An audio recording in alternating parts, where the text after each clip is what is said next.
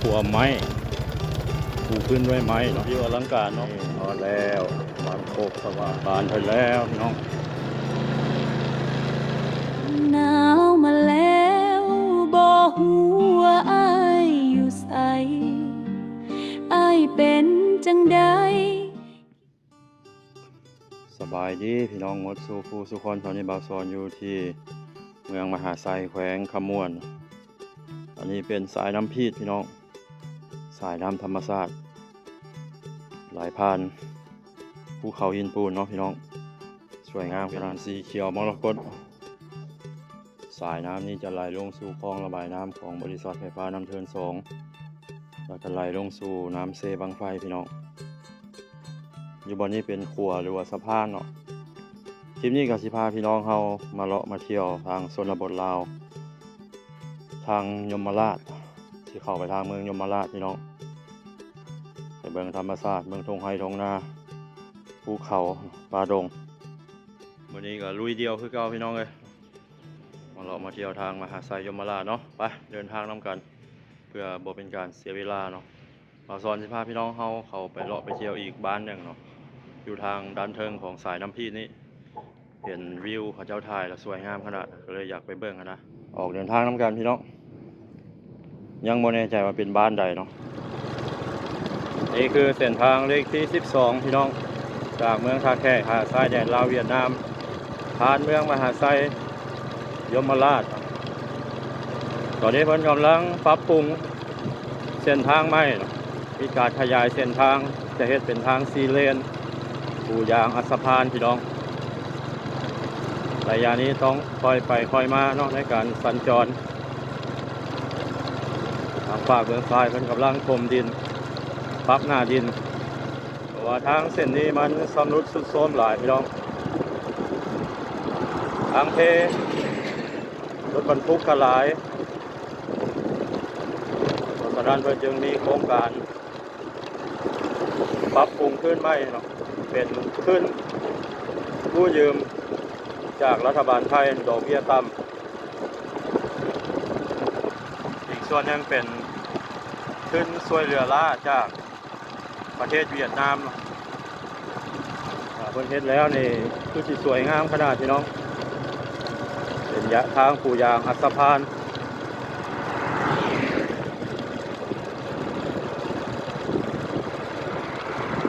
ปัจจุบันนี้เป็นทางปูยาง2 สั้น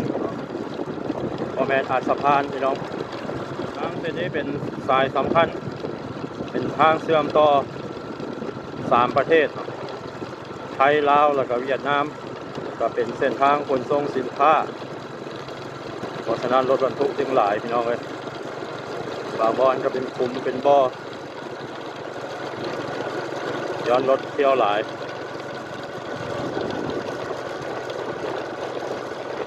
พาพี่น้องเขาไปเที่ยวบ้านโคกสว่างเนาะเมืองยมราช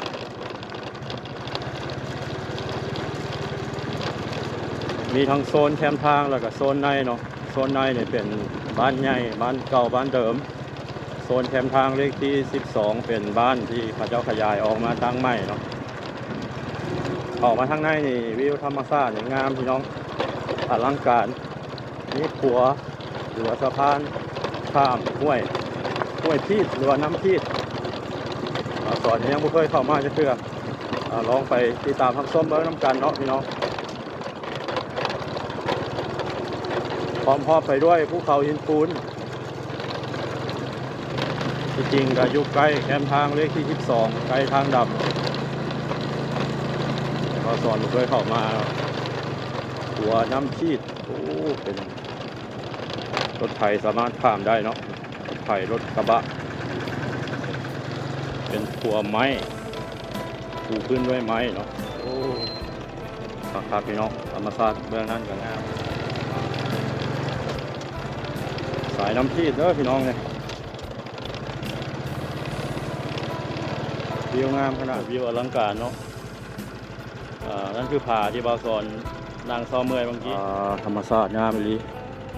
วิวหลักล้านต่อไปนี่ประมาณ2 กิโลเมตร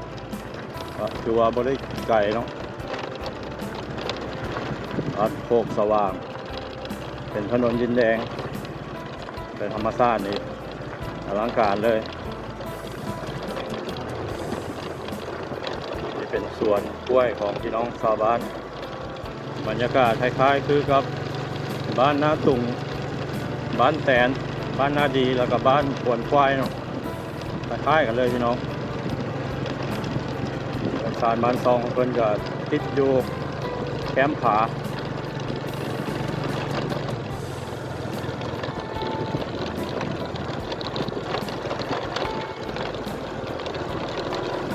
ไปข้างหน้านี่ตันแล้วพี่น้องสุดอยู่กับบ้านโคกสว่างนี่แหละไปบ่ได้เนาะเพราะว่าผาตันแล้วก็สามารถทะลุไปได้ยามฝนนี่คือติดไปยากมากยากพอสมควรแต่ว่ายามแรงนี่สบายแต่ว่ามีขี้ฝุ่น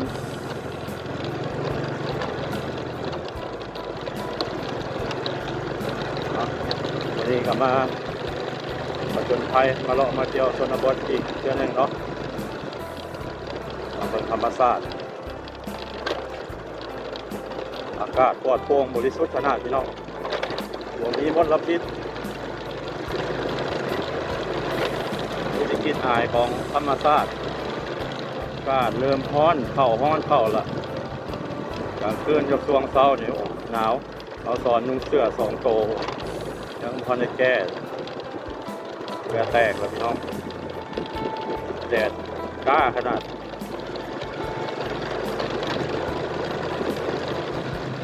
มีไฟฟ้าใช้พี่น้องมีสัญญาณอินเทอร์เน็ตสะดวกสบายเนาะถึงว่าจะอยู่ชนบทเกือบ99% อยู่ในลาวนี่ก็มีไฟฟ้าใช้หมดละว่าจะอยู่ชนบทหรือว่าอยู่ในเมืองสัญญาณเน็ตบางพื้นที่ก็ยังพอได้ครอบคลุมเพื่อไฟฟ้าในส่วนหลายเกือบ100%แล้วมีเกือบทุกบ้านผมนี่แหละสิหายากสิใต้ตะเกียงพี่น้องมันบ่มีไฟฟ้าที่สายก็มีโซลาร์เซลล์แล้วพี่น้องบ้านโคกสว่างบ้านบ่ใหญ่เพราะบ้านใดเนาะติดอยู่แคมป์ผาเลยนี่นอนแล้วบ้านโคกสว่าง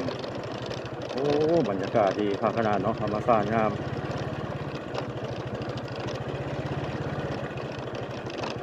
แคมป์บ้านพระเจ้ากับเผาถ่านเนาะเผาถ่านขายนั่นคือบ้านโคกสว่างน่าจะบ่ฮอด100 หลังคาเรือนเนาะประมาณ70-80นี่แหละเป็นบ้านที่ติดกับภูเขาหินปูนเลยเนาะโอ้เงียบสงบพี่น้องบรรยากาศดีเป็นตาหน้าอยู่เป็นตาเลาะเป็นตาเที่ยวพี่น้องผู้ใดมักสงบแบบนี้เราตอบโจทย์พี่น้องเข้าไปเลาะเบิ่งบรรยากาศในบ้านเพิ่นหน่อยหนึงมาฮอดจะต้องเลยไปเลาะใจกลางบ้านเนาะอาจจะเป็นบ้านเก่าแก่ดั้งเดิมพอสมควรนะพี่น้องมีต้นพร้าวหลายเราตอนเคยไปบางบ้านนี่ผมมีต้นพร้าว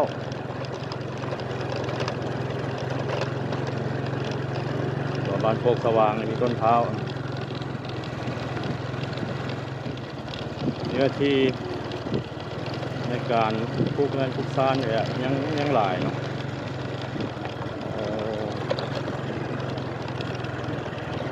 หลังนี้กำลังเฮ็ดเรือนใหม่พี่น้องเป็นเรือนไม้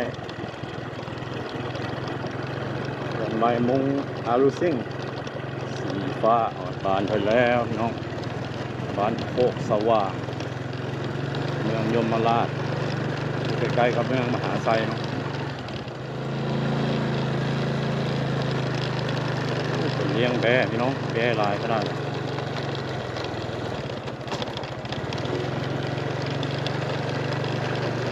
เป็นเงินไม้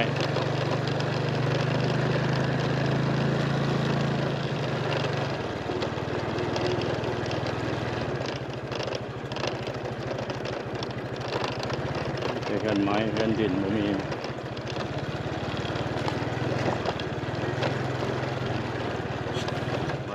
ขนาดเลย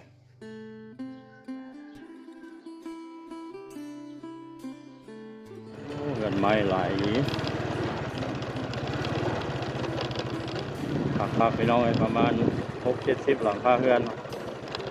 บ่หลายเวลาบ่พอแน่มีเวลาพอยางเลาะตามเดินบ้านให้พักพี่น้อง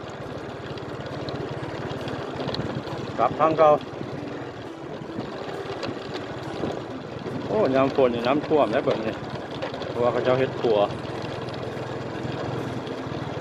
อันนี้คือไม้ที่เพิ่นตัดไว้เอาไว้เผาถ่านเนาะไว้เผาถ่านเอาไว้ใช้ในครัวเรือนเอาไว้ขายมาเที่ยวบ้านลักษณะแบบนี้ต้องมีไกด์น้ำเที่ยวพี่น้องเอาสิยางเลาะผู้เดียวนี่ที่รถเลาะผู้เดียวนี่ก็เป็นเป้าสายตาของคนในบ้านถือว่าคนแปลกหน้ามาทางใดวะเพราะว่าเขาจับกองทายแน่นะต้องมีคนในบ้านเป็นผู้นำเที่ยวนำพาสิทายเดือนซานบ้านซองพระเจ้าหลายอยู่แต่ว่าบางเทื่อก็เก่งใจนะพี่น้องเลยถ่ายบรรยากาศเล็กๆน้อยๆเนาะให้พี่น้องเขาได้เบิ่งได้ชมกันว่าบทึกท้องถ้าว่าบทึกใจใครก็ต้องขอโทษขออภัยเนาะFC บางท่านก็อยากให้บ่าวสอนไปถ่ายผู้สาวเนาะอยากถ่ายอยู่พี่น้องเลยแต่บ่มีผู้สาวให้ถ่ายเนาะถ่ายผู้สาวมันต้องได้ลงทุนหลายลงทุนไปวิวบ่ดีก็บ่คุ้มนะเดี๋ยวสายบ่าวสอนเป็นสายเที่ยวแบบนี้อยู่แล้วพี่น้องสไตล์แบบนี้ผู้ใดมักเบิ่งผู้สาวกับไปเบิ่งซ่องที่เขาถ่ายผู้สาวเนาะกับมีหลายอยู่ลาวเฮาเนี่ยมีหลายสายมีหลายซ่องแต่ว่ามักสไตล์แบบบ่าวสอนก็เอาเบิ่งคลิปของบ่าวสอนได้เนาะ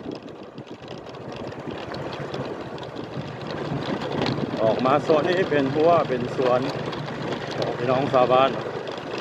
สวนกล้วยสวนมัน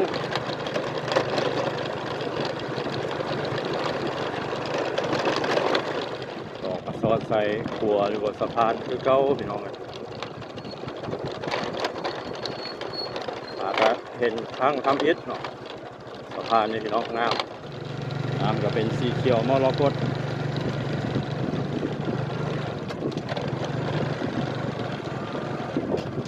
รถกระบะสามารถ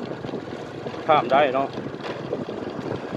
รถบรรทุกนี่พอได้แหละพี่น้องตัวสีฮักนี่ก็คือคลิปภาพบรรยากาศเราบ่าวสอนมาพี่น้องเลาะเที่ยวบ้านโคกสว่างเมืองยมราชแขวงขมวนวันนี้ขอปิดคลิปนี้ไว้สำหรับนี้ก่อนพี่น้องคลิปหน้าพบกันใหม่สบายดี